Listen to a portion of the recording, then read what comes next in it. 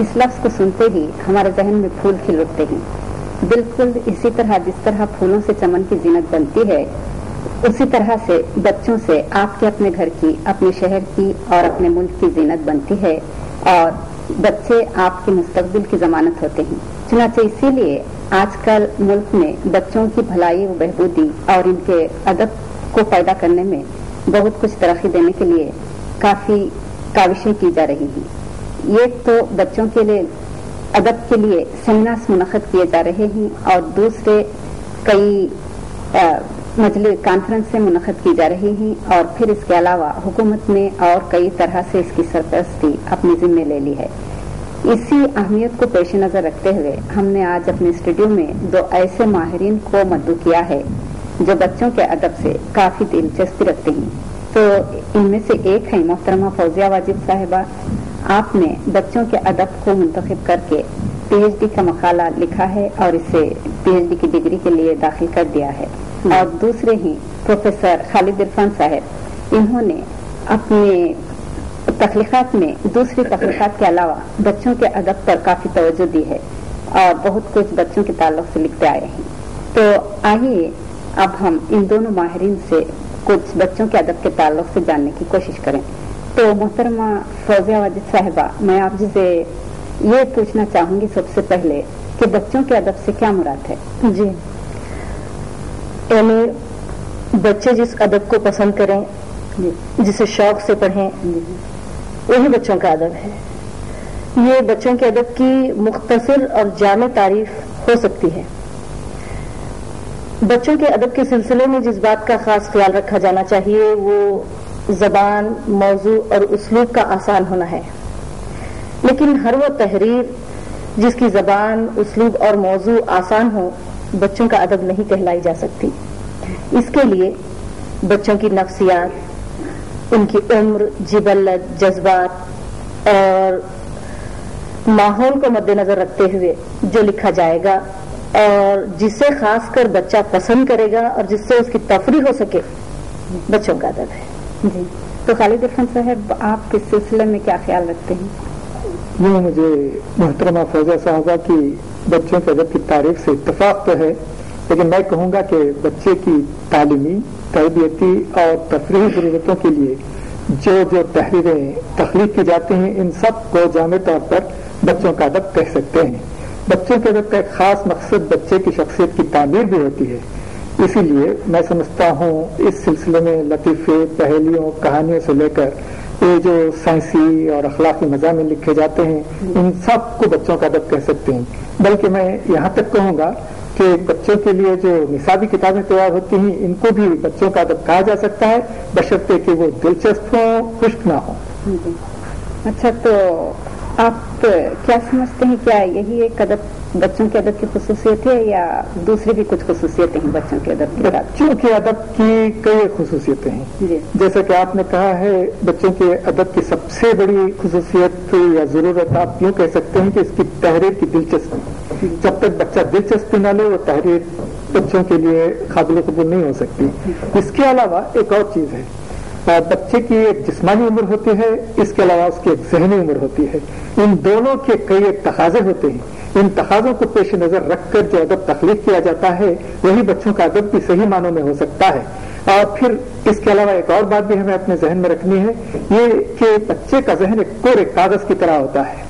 इस कोरे कागज पर जो भी नुक़ूश बनाए जाते हैं, इनको न सिर्फ जाज़िब नजर होना चाहिए, रंगीन होना चाहिए, बल्कि एक और खुसूसी जरूरत यह है कि वो बच्चे की शख्सियत को एक ऐसी खास शख्सियत में ढालें जिससे वो अपनी जिंदगी को भी सुधारें और अपने इर्द गिर्द की जिंदगी को भी सुधारें।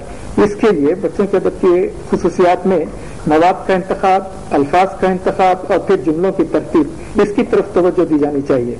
जब तक ऐसा न हो, उस वक्त तक सही मानों में बच्चों का अदब नहीं तख्लीक किया जा सकता। फिर बच्चे के लिए लिखना जब पड़ता है तो वो बच्चा खुद बच्चा बनकर लिखना पड़ता है। अच्छा, तो फौजिया साहिबा जी, बच्चों के अदब की इफादियत के ताल्लुक से आप कुछ और बताना चाहिए? जी, यकीनन जी, बच्चों के अदब की इफादियत बड़ी अहमियत रखती है। देखें आप कि आप देखती हैं कि खाम अफराद का मजमुआ है ہر فرد کی شخصیت کی تشکیل خلا میں پروان تو نہیں چڑھتی، انسان کی فطری صلاحیتیں جو پروان چڑھتی ہیں اسی معاشرے میں، اسی سوسائٹی میں۔ اگر انسان بنتا ہے، بگڑتا ہے اور سنورتا ہے تو اسی سماج میں، لیکن انسان کی شخصیت کی اچھائی کا انحصار اس کی تربیت اور تدریس میں ہے۔ نصاب سے ہٹ کر اگر کوئی ذریعہ ہے جس سے کسی کی شخصیت کی تربیت کی جا سکتی ہے تو یہ ادبی اطفال ہی ہے۔ جیسے ابھی خالد صاحب بھی کہہ رہے تھے، اس سے بچوں کی ذہنی پیاس بجھ سکتی ہے، بچوں کے اندر حب الوطنی کا جذبہ بیدار کیا جا سکتا ہے، بچے کو با کردار، با ہمت، با صلاحیت بنانے کے لیے اس قومی تمدن کا جو ورثہ ہے، یعنی قومی تمدنی ورثے کو بچے تک پہنچانے کے لیے ادبی اطفال ایک مؤثر ذریعہ بن سکتا ہے۔ آپ جیسے دیکھیں گی کہ رشیا کا جو ادبی اطفال ہے، رشین چلڈرنس لٹریچر جو ہے، بچے کو ایک کمیونسٹ بنانے کے لیے جو ہے کچھ ادب میں ایسے اقدار سمویا ہوا ہے۔ آپ ویسے ہی امریکن چلڈرنس لٹریچر کی طرف آئیے تو یہاں گو کہ تفریح پر بہت زور دیا جاتا ہے کہ بچے کی ذہنی تفریح چاہیے ادبی اطفال سے، لیکن آپ وہاں پر بھی مقصدیت کو حاوی پائیں گی، کیونکہ امریکن سوسائٹی جس قسم کا نوجوان چاہتی ہے اسی قسم کے اقدار کو وہاں کے ادبی اطفال میں ڈھالا جاتا ہے۔ ایسے ہی اگر آج ہم کسی مخصوص حب الوطنی سے معمور یا انسانیت سے معمور ایک ایسا مستقبل خریدنے نوجوان چاہتے ہیں تو ہمیں سب سے پہلے اپنے ادبی اطفال میں ان اقدار کو سمونا ہوگا۔ مجھے برحقیقت کہنا یہ ہے کہ آج ہماری جس قسم کی ضروریات ہیں، مستقبل قریب میں جس قسم کا نوجوان ہم چاہتے ہیں، اس قسم کا نوجوان اگر ہمیں چاہیے تو آج جس قسم کا ادب ہم ادبی اطفال تیار کریں گے ویسے ہی مستقبل میں ہمیں نوجوان ملے گا۔ تو یہ سب سے بڑی افادیت ہے کہ ضرورت ہے سمجھے۔ اچھا، تو خالد صاحب میں اب آپ سے یہ جاننا چاہوں گی کہ بچوں کے ادب کی اصناف کیا ہوتی ہیں، اور پھر اس کے علاوہ ان کی تعلیمی ضروریات کے تحت کس طرح کا ادب ہمیں پیدا کرنا چاہیے؟ بڑا دلچسپ سوال ہے۔ میں سمجھتا ہوں موضوع کے اعتبار سے بچوں کے ادب کو تفریحی ادب، تعلیمی ادب اور معلوماتی ادب میں تقسیم کیا جا سکتا ہے، لیکن ایسا ہے کہ ان تمام کے درمیان کوئی حد فاصل نہیں قائم کیا جا سکتا۔ ان تمام کی سرحدیں ملی جلی ہوتی ہیں۔